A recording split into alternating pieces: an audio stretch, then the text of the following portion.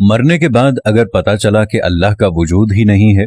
Harish Kumar physics में PhD के बाद भारत की एक अहम यूनिवर्सिटी में लेक्चरर पोस्ट हुआ। हिंदू धर्म से पहले ही मुतनफ्फर था। 1986 में लंदन में दौरान तालीम स्टीफन हॉकिंग्स के लेक्चर्स और कुतुब से ऐसा मुतासिर हुआ कि खुदा का ही मुनकर हो गया, और ऐसा मुनकर के बड़े बड़े मुस्लिम, ईसाई और यहूदी उलमा से भरपूर मुबाहसा करता था। यहां तक कि डॉक्टर जाकिर नाइक भी उसे कायल न कर सके। डॉक्टर हरीश ने बताया कि 2005 की छुट्टी के दिन थे। एक सुबह मुस्लिम सब्जी फरोश ने घर की बेल दी। हम गुज़श्ता 20 साल से सब्जी उसी से खरीद रहे थे। उस दिन मैंने उसे चाय की ऑफर की तो उसने कबूल कर ली।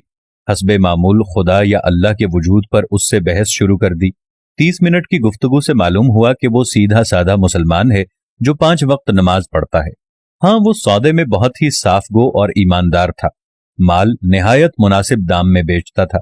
आखिर चलते हुए उसने एक ऐसी बात की जिसने मेरी जिंदगी बदल दी। कहने लगा, डॉक्टर जी, तुमने खुद बोला कि तकरीबन 6000 से 10,000 साल पहले, 10,000 साल से इंसानी तारीख में पैगंबरों की कहानियां चल रही हैं और सब के सब एक अल्लाह और जन्नत दोजख की बात करते, और साइंस मरने के बाद के हालात का जवाब दे ही नहीं सकती।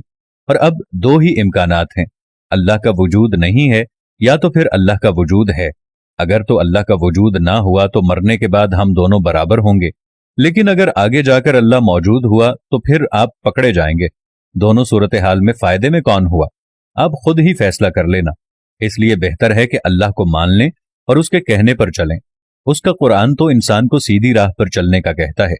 मैंने सारी जिंदगी प्रोबेबिलिटी के लेक्चर्स दिए थे, लेकिन उसके जाने के बाद सोचा कि इस प्रोबेबिलिटी की तरफ तो कभी मेरा ध्यान गया ही नहीं कि दोनों सूरतों में अल्लाह को मानने वाला फायदे में रहेगा। किस्सा मुख्तसर, उस सोच के बाद ख्याल आया कि कौन सा आसमानी मजहब बेहतर है। मजाहिब का इल्म तो मुझे पहले ही काफी था। डॉक्टर जाकिर नाइक के एक लेक्चर में 1400 साल से पूरा कुरान मजीद का हर्फ बहर्फ होने का सुना, तो इंग्लैंड में क्रिश्चियन मिशनरी इदारे से इसकी हकीकत दरियाफ्त की, तो सब ने इस बात की तस्दीक की। अल्हम्दुलिल्लाह, आज मुझे और मेरे सारे घर को मुसलमान हुए 15 साल हो गए हैं और मैं इस्लामी तालीमात के लिए केरला शिफ्ट हो गया हूं। मेरी 3 बेटियां हाफिज कुरान हैं और अल्लाह करीम ने मेरी जिंदगी ही बदल दी। उस सब्जी वाले अब्दुल अहद से मेरी दोबारा मुलाकात कभी ना हो सकी, लेकिन इस्लाम कबूल करने के बाद मैंने अपना नाम अब्दुल अहद रख लिया, क्योंकि वो एक सच्चा मुसलमान था, और सच्चे मुसलमान की सबसे बड़ी निशानी ये होती है कि वो आपको कोई ऐसी बात जरूर करेगा कि जिसमें उस पर अल्लाह का तवक्कुल इतना वाज़े होगा कि आप सच्चे मुसलमान को देखते ही अंदाजा लगा लेंगे कि जरूर इसके पीछे किसी बड़ी गैबी शख्सियत का हाथ है। अल्लाह ताला को जिसने अपना मान लिया या अल्लाह की जिसने मान ली, उसके दोनों जहान का बेड़ा पार हो गया।